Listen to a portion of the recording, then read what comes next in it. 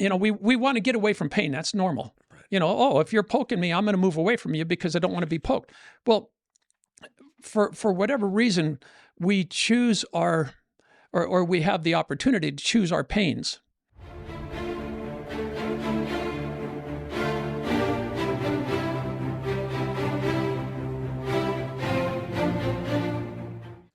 Well, Matt, how you doing? Good, sir. How are you? Oh, more than blessed, I tell you.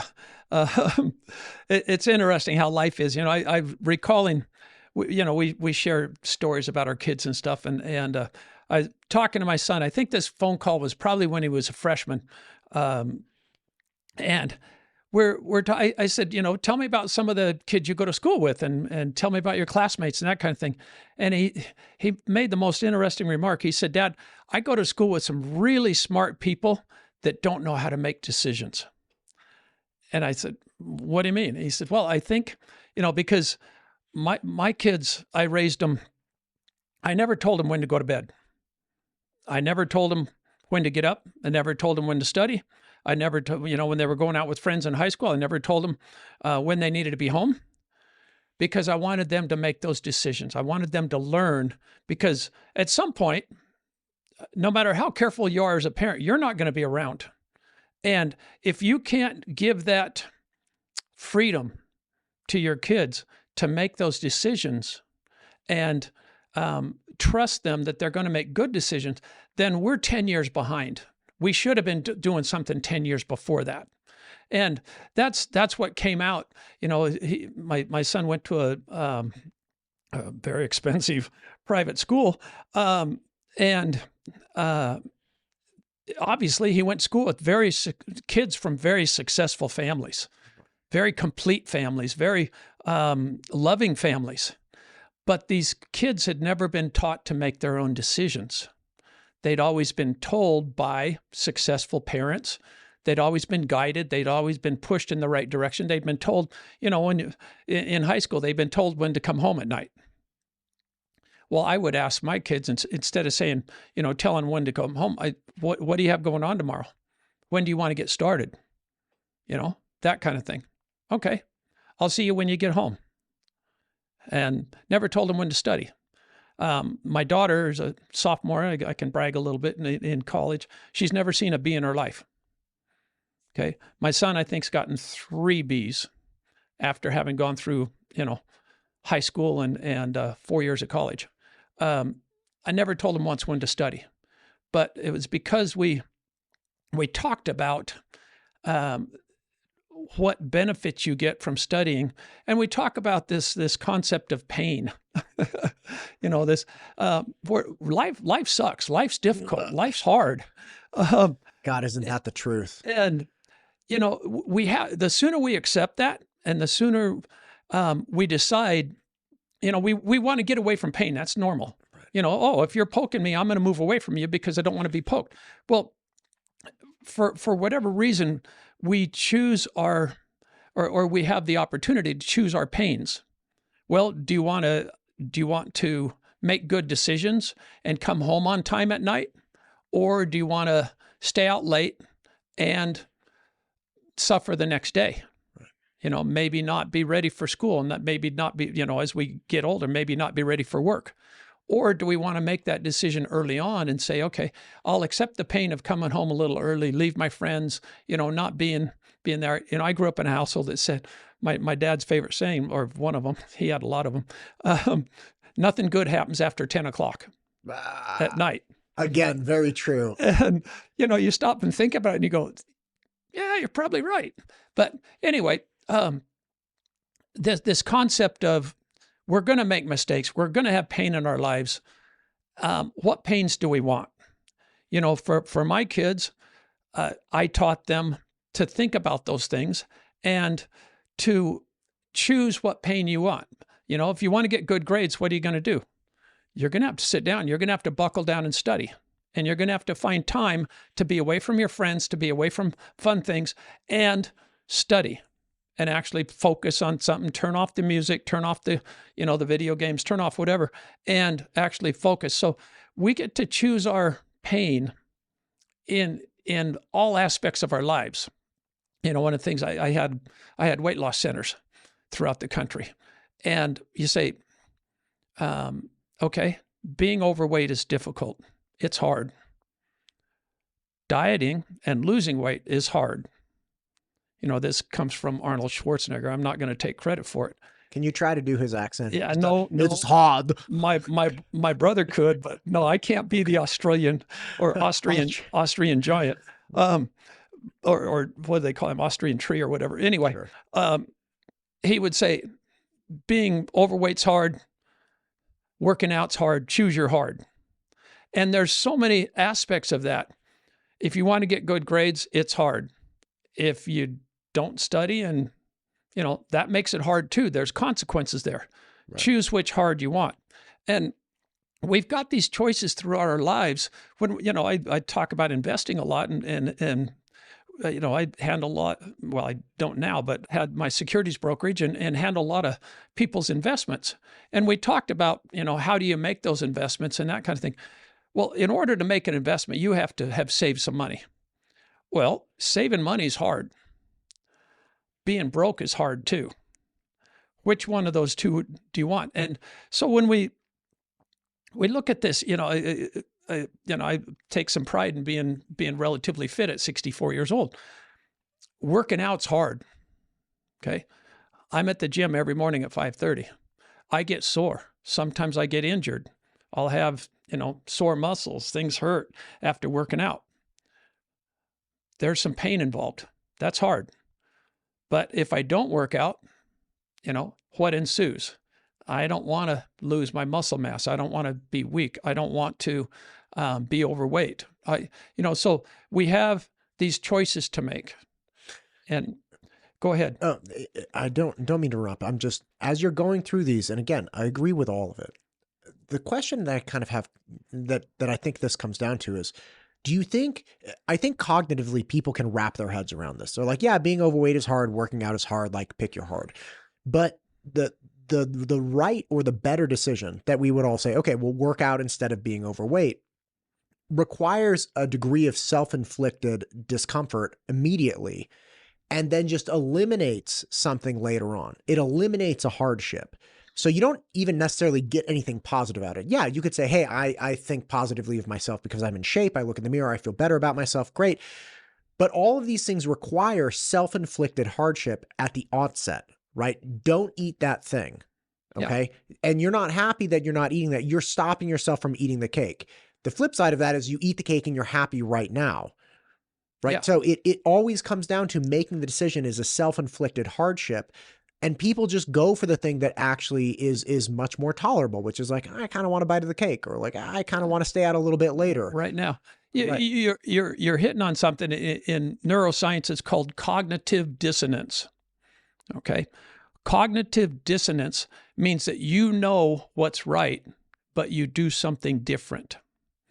And in the brain, you know, we live consciously. The subconscious brain knows the truth, always.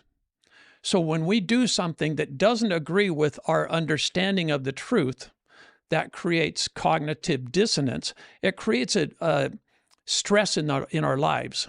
Okay, so this is a person that says, yeah, I know smoking is not good for me, but it helps me relax.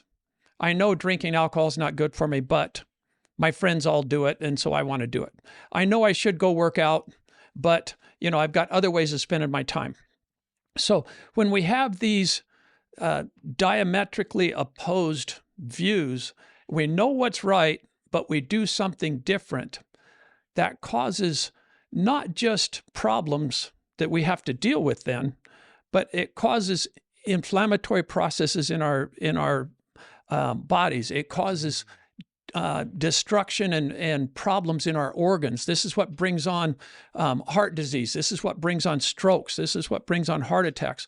So when I encourage people along the way, and when we have our gatherings and we talk about these things and we get it out in the open and we talk about the truth, and people tell me, yeah, I know I should do this, but I do this. Okay, we're going to delve 3, 4, 5 layers deep and find out, okay, what's going on there, and get it out of their system so that they can go home and not do it anymore and have a real change in their life. And it's not just so that they, whatever, let's say they were a smoker and they want to stop smoking. It's not just that, but it's for the future so that they're not setting themselves up for a heart attack. So they're not setting themselves up for a stroke. So this cognitive dissonance is just, it's a tremendously powerful thing. I don't know if you listen to Andrew Huberman, yes. phenomenal neuroscientist, Stanford professor. And I listened to him talk about this, and it's astounding how, obviously he's much, much deeper into neuroscience than I am, but he could describe the actual damage in our blood vessels, and it makes, in our muscles, it makes our performance weaker. We're not able to perform.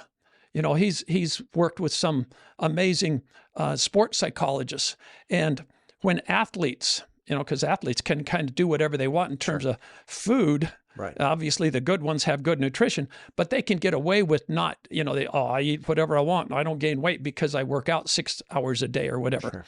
Sure. Michael Phelps was famous for that.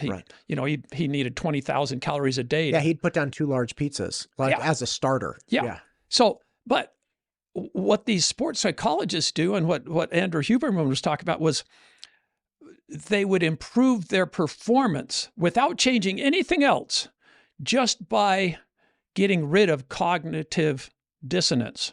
So if you start living the way that you should and is right, then all of a sudden your body performs better. You sleep better at night. So if you're having trouble sleeping, let's stop and look at, hey, what's going on here? What are you doing? What decisions you're making that you probably shouldn't make? And I talk to you can imagine the conversations I have with my kids. You would be a hard, not a bad dad, I was described once by somebody as being unyielding and not allowing for enough wiggle room or allow me some emotion. It's I have no time for this. You would be 10 times, 10 times harder. You're sure tough. But we had this discussion with my son at 19 years old, and we talked it through. And I said, why do you think they make those decisions? Why do you think they're not making good decisions? Why do you think when they know they have a paper due on Saturday, they're out Friday night? Okay. And they're out late Friday, and college kids, right. They don't come home at 10 o'clock. And he said, they, like you said, they want that pleasure now, and they're not looking forward to it, but they're willing to pay the price. They're willing to have that pain later on in order to, have the fun now. And the problem is we learn that and we go through life like that. And so this, I talk to people about, I had a girl come up to me one time and a wonderful young lady at one of my talks. And she said, Dr. Sterling, I just can't live like you do. And I said, that's not the goal. The goal is for each one of us to live a little better in terms of what our own values are in order to develop what we're after. And she's like, well, you just say this and this and this, and you sound so perfect. And I'm like, no. You got that all wrong. The only reason I speak the way I do is because I've had amazing mentors. I've read a lot and listened a lot, but most important, I made a lot of mistakes. And the whole purpose in what I do and why I do it and why I travel and talk to people is I want to help them maximize their values. Sure. And live within their values. I told the young lady, I said, listen, you're not supposed to live like me. I don't want anyone to live like me. That's not, I'm not going to give you, the 5 secrets to a successful life so that you can live just like me. But it's to remove, in this case, cognitive dissonance and say, okay, if you're doing things that aren't right in your value system, not in what I tell you is right or wrong. Right. And that's that's the point I made with my son. I said, why do you think you make good decisions and some of your friends don't? You guys are all 19 years old. They came from successful families just like you did. He said, Dad, because you let me make my decisions. And he said, you taught me about cognitive dissonance. You taught me what's right and what's wrong, but then you let me decide if I wanted to do what was right and do what was wrong. And that's one of the keys, I think, is we have to allow ourselves, we have to forgive ourselves for what we've done in the past and the mistakes we've made, and just say, okay, I'm going to make better decisions in the future. And this is one of the reasons we invite people to our gatherings and say, let's sit down with a collective, group that are going to share and be honest. And let's talk about what we're doing that maybe we're not so happy with. Maybe one person's developed a whole bunch of debt in their lives and they want to get away from it, but they just can't stop going to the mall and spending money or buying new things. Another person wants to lose weight. I've got a client right now. This guy is an amazing brain, amazing success. He makes money that most people would dream about making, and he makes almost every month, but he weighs 350 pounds. And I said, okay, what are you doing? And I explained cognitive dissonance. In the last 6 months, I think he's gone from 350 to like 270. Wow. Just because he said, I've never had it put to me like that. He said, when I see something and I'm hungry and I eat it. And he said, I didn't stop and ask myself, does this match with my values? Yeah. And the recommendation you gave to the gal who came up at one of the conferences, the idea that you're saying, look, don't live by my value set, but firmly establish in your own mind, on paper, wherever you want, establish what your value system is. You, self-determination, you tell me what's important to you, and then stick to that. Because the idea, it's like, you can't be me, I can't be you, totally fine. And then some people say, hey, the way you live your life is not a way I could live my life. Fine. These are all reasons people get out of accountability. Let me jump in real quick. You said something that keyed me, and pardon me for interrupting. You say, okay, determine this and then stick to it. We don't stick to things, okay? As human beings, we get a good idea and then we start to go off course a little bit. I ask people, do you believe in believe in God? And I don't want to get into religion, but if all we needed was some good thoughts, why don't we just buy a Bible? Right. Why do we need to go to church? Why do we need to go be in that community? Well, we need to be around other people to help keep us, like you said, stick to it. Right, because it's a myriad of decisions. It's just one decision after another. And having the idea that you should only eat vegetables and chicken breast is a very, very simple idea. And if you only ate chicken and broccoli, you would probably lose weight. Yeah. But it's the thousands of decisions you have to make every single day to get that outcome. And if you surround yourself with people that have similar values or are willing to talk to you about them, that's when we get together with the community, we talk about these things and we help each other stay online. We help each other stay focused. And this is what I told my son and my daughter. I teach them. I said, be careful who you surround yourself with, because these people are either going to draw you away from your ideals and what you think are correct and introduce cognitive dissonance to you, or they're going to help you stay on your path. They're going to encourage you to make good decisions. And amazingly, my son fell in with these, I don't know, I think he had 7 roommates, and they were just amazing young people. And he spent the whole 4 years with them, either doing things with them or living with them. And they're still good friends today. But these were people that kept him on the right path. And that's, one of the things we talk about is developing your tribe and your people around you that are going to help you make good decisions, not because you need to mimic, like if I'm up speaking, right, you don't need to mimic my life, but we need good people to help us make good decisions, whether they're financial, whether they're about family, whether they're about our habits, whether we're drinking or exercising or whatever, eating good food. We want to have that collective, if you will, collective help. Right. And it's not, it's not to have friends that are always putting it down and go, hey, you shouldn't be eating that. You know, it's, does that meet with your values? Let's talk about it. What's going on? And make good decisions. So I come back to, kind of where we started. My son saying, Dad, I go to school with really smart people, but they don't make great decisions. And through the 4 years of school, and now they've been out for a year, or some of them 2 years, and I ask him, how are these guys doing today? He's like, they're making pretty good decisions overall. They've gotten those kind of out of their system. And he kind of smiled and he says, I think I've helped him with a few decisions. And so it's fun to see this develop. But as adults, we're not immune to any of this. We're going to get off track. One of my experiences, I've shared with you, I drive off-road cars, and we drive way too fast, and we drive down really rough roads.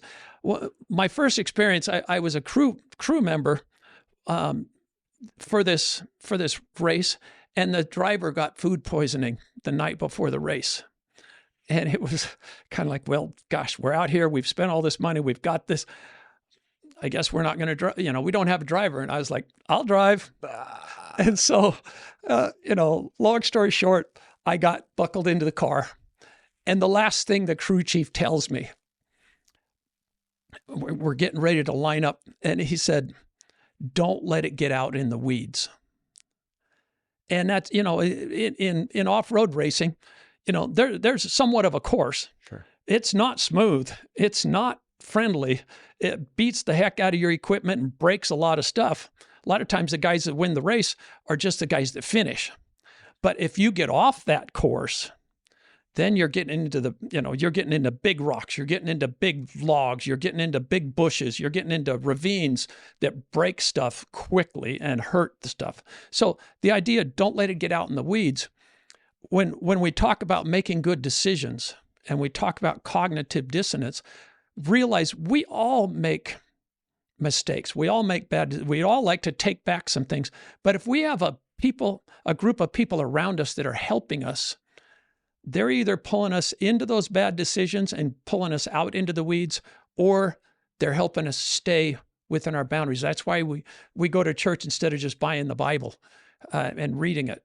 There's so much interpretation of life in these decisions that we make.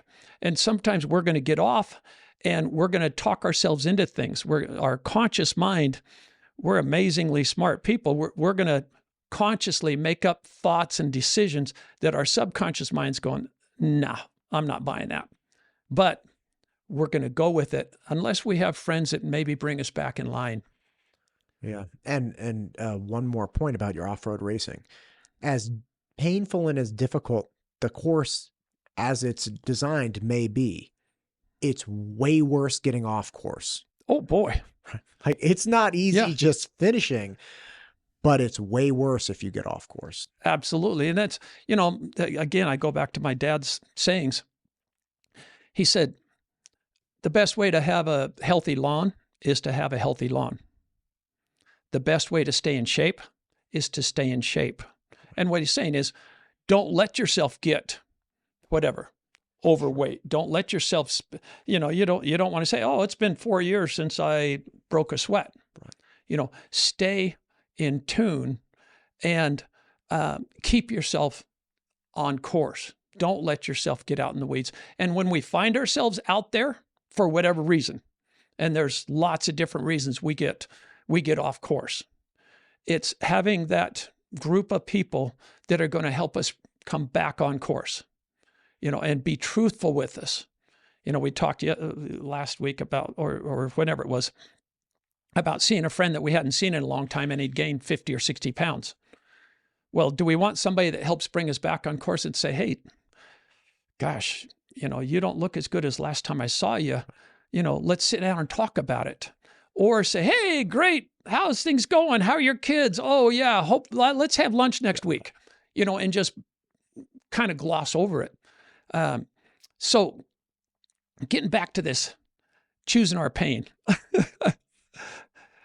Do we want to have the pain of making bad decisions, or do we want to have the pain of the discipline to make good decisions? And the key is they're both transitory. They're both short term. Okay. So if we make a bad decision to stay out late and have fun with the friends, how long does that last? Yeah. I mean, not long, No, couple hours. not long. It's short term. Right. Or if we make the choice of studying and, okay, we need to do well on a test, we need to get ready for a presentation at the office, whatever it is, or make good decisions with food, we're going to have that for a period. We're going to do well on a test. Sure. But life is going to keep sending us stuff. Life is going to keep challenging us. That's why, when I interrupted you and you say, get the idea and stick to it.